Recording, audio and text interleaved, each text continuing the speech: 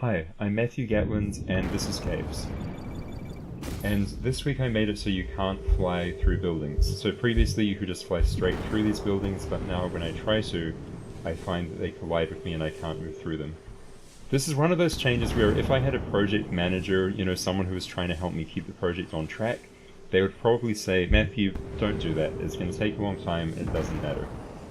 The reason I made it so you could fly through buildings when I was first working on Caves is it made a lot of stuff simpler. It made the AI simpler. So if I just create a worm here, if the worm can fly right through the buildings, I don't need to teach it how to navigate around them. So that's simpler. There are other issues, like now that I can build, let's just use a cheat. Now that I can build buildings but I can't move through them, I can actually get myself stuck. So like that's a problem. So there are all these problems that come from buildings colliding with stuff. So why did I do it? Well, one reason is now you can shoot your own buildings.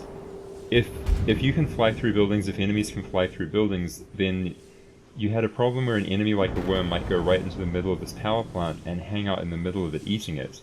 You want to be able to shoot the worm, but if your shots hit your own power plants, it wouldn't have been very satisfying because you'd have to blow up your own stuff.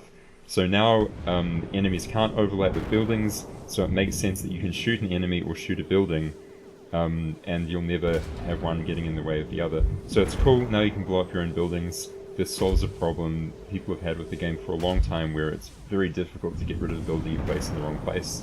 Now you just shoot them.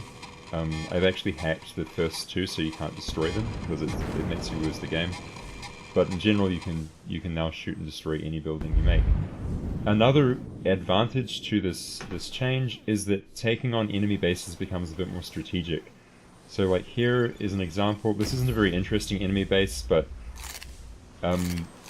you could imagine a more interesting base where there was a wall of protective buildings around the power plant, so you couldn't get to the power plant directly. You first had to destroy the protective buildings and then like get to the power plant behind it.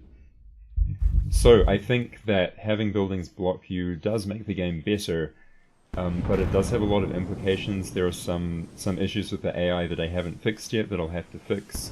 There are a number of bugs, like for example some buildings fall down, they're not stuck to the wall like these ones, and so I haven't figured out what happens if one of those buildings like falls down on top of you. Should it push you downwards? Should it just blow you up? There's a whole lot of weird implications that are going to take a while to fix. So don't know if it was the right call, but I've done it now, so I guess we'll see what happens. Thanks for listening, and I'll see you next time with another short update.